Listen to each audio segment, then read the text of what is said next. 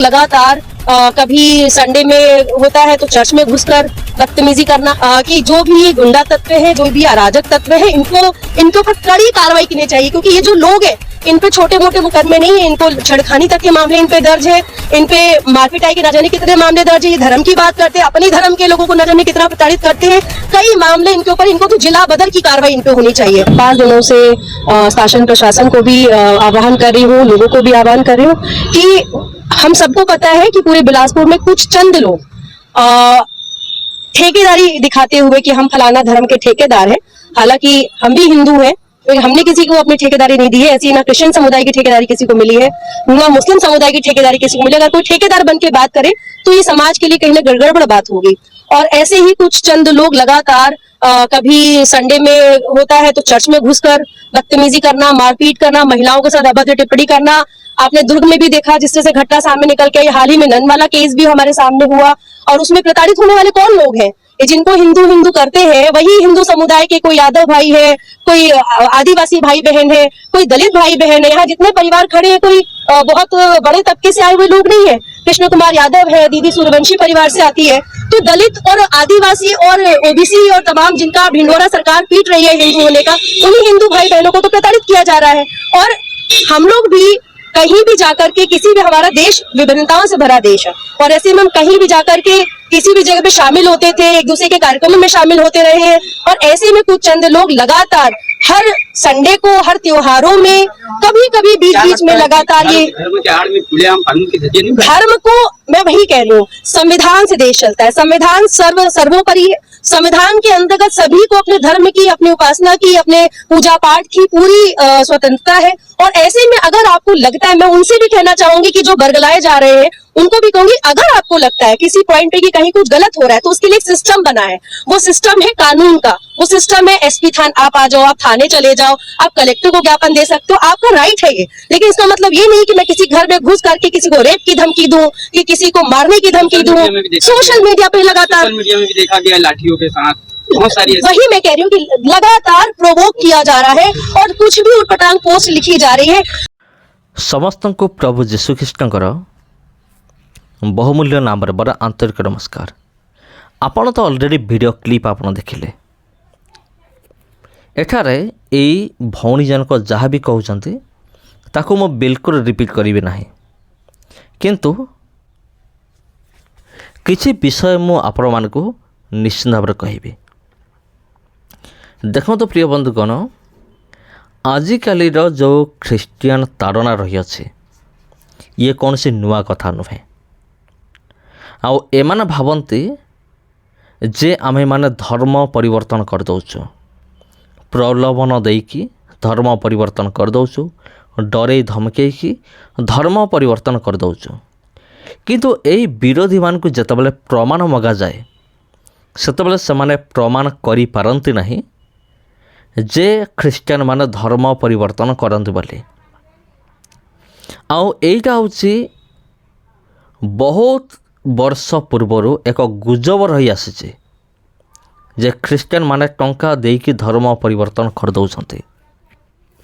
किंतु एई पर्यंत supreme court रे बा कौन से कोर्ट रे प्रमाणित तो हो पारि नाही जे ख्रीस्टियन माने टंका देकी या प्रलोभन देकी धर्म परिवर्तन करुचंती।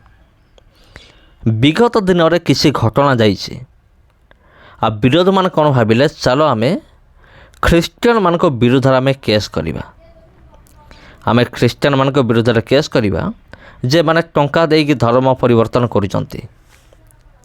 प्राय 50 रु ऊर्ध पास्टर मान को विरुद्ध रे एमाने एफआईआर कले।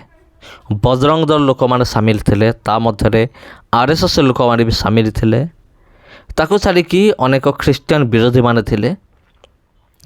केस तो करदेले, किंतु कोर्ट कौन कला जानी, कोर्ट आमर ख्रीस्टियन भाई भनी मान को खलास करदेला निर्दोष रे। कौन हेइथिबो आपण जानि पारुथिबे, कारण एमाने केस सिना करदेले किंतु कोर्ट रे माने प्रमाण करि पारिले नाही, माने गोटे भी प्रमाण माने जुगाड़ करि पारिले नाही। आउ सठिक प्रमाण गोटे भी माने जोगाड़ करि पारिले नाही। ଯେ ଖ୍ରୀଷ୍ଟିଆନ ମାନେ ଧର୍ମ ପରିବର୍ତ୍ତନ କରୁଛନ୍ତି ଟଙ୍କା ପଇସା ଦେଇକି, ସେଥିପାଇଁ କୋର୍ଟ କ'ଣ କଲା, ଖଲାସ କଲା। ତେଣୁ ଆଜି ମଧ୍ୟ ଦେଖନ୍ତୁ ଅନେକ ଖ୍ରୀଷ୍ଟିଆନ ବିରୋଧୀମାନେ, ଆଉ ସେମାନେ ତ ଅନ୍ୟ କୌଣସି ଉପାୟରେ ପାରିବେ ନାହିଁ, ନା ଏମାନେ ଡିବେଟ୍ରେ ପାରିବେ, ନା ଆଇନରେ ଏମାନେ ପାରିବେ। କେବଳ ଶରୀରର ବଳ ଖାଲି ରଖିଛନ୍ତି, ନାଲି ଆଖି ଦେଖେଇ ହେବେ। କିନ୍ତୁ ଏମାନେ ଆଜି ସୁଦ୍ଧା ମଧ୍ୟ ମାନେ ପ୍ରମାଣ କରିପାରନ୍ତି ନାହିଁ ଯେ ଖ୍ରୀଷ୍ଟିଆନ ମାନେ ଟଙ୍କା ଦେଇକି କିମ୍ବା ଟଙ୍କା ନେଇକି ଧର୍ମ ପରିବର୍ତ୍ତନ କରିଦେଉଛନ୍ତି। ପ୍ରାୟ ବର୍ଷେ ହେଇଯିବ ଜଣେ ଖ୍ରୀଷ୍ଟିଆନ ବିରୋଧୀ ସହିତ ମୋର ଯୁକ୍ତି ହେଲା, କେବଳ କମେଣ୍ଟ ମାଧ୍ୟମରେ।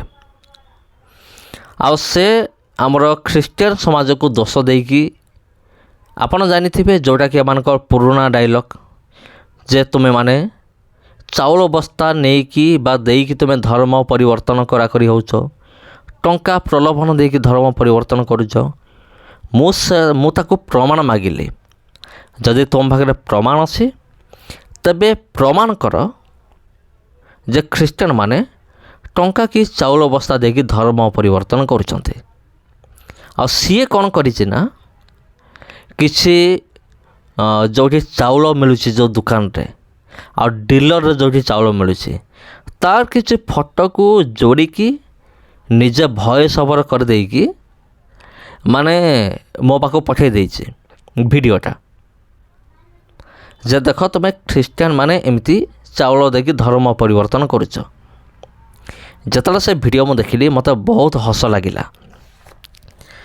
ଆଉ ସେଇ ଖ୍ରୀଷ୍ଟିଆନ ବିରୋଧୀ ଜଣକ ନିଜର ମୂର୍ଖତାର ପରିଚୟ ମୋତେ ଦେଲେ।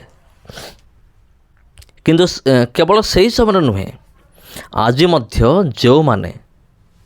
ଯେଉଁ ଖ୍ରୀଷ୍ଟିଆନ ବିରୋଧୀମାନେ ଖ୍ରୀଷ୍ଟିଆନମାନଙ୍କ ବିରୁଦ୍ଧରେ ସେମାନେ ସ୍ୱର ଉତ୍ତୋଳନ କରୁଛନ୍ତି, ଆଉ ସେମାନେ କହୁଛନ୍ତି ଧର୍ମ ପରିବର୍ତ୍ତନ କରିଦେଉଛ, କିନ୍ତୁ ଆପଣ ସେମାନଙ୍କୁ ଯଦି ପ୍ରମାଣ ମାଗିବେ ନା, ଆଉ ସେମାନଙ୍କର କ'ଣ ନା କ'ଣ ହେଇଯିବ।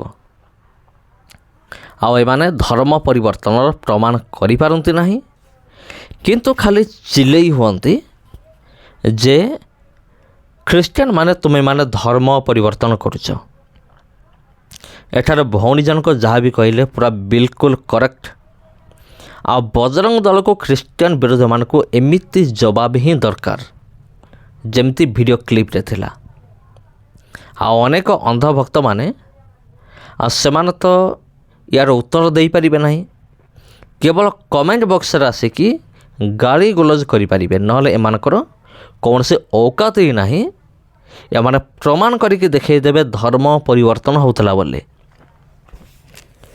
ସମସ୍ତଙ୍କୁ ପ୍ରଭୁ ଯୀଶୁଖ୍ରୀଷ୍ଟଙ୍କର ବହୁମୂଲ୍ୟ ନାମରେ ମୋର ଆନ୍ତରିକ ନମସ୍କାର। ଆଉ ଆଜିର ଭିଡ଼ିଓକୁ ଆମେ ଏଇଠି ରଖିବା। ଯଦି এই ଭିଡ଼ିଓ ଆପଣଙ୍କୁ ଭଲ ଲାଗିଥାଏ, ଭିଡ଼ିଓକୁ ସେୟାର କରନ୍ତୁ। ଚ୍ୟାନେଲକୁ ଯଦି ପ୍ରଥମ ଥର ପାଇଁ ଆସିଛନ୍ତି, ଚ୍ୟାନେଲକୁ ସବସ୍କ୍ରାଇବ୍ କରନ୍ତୁ।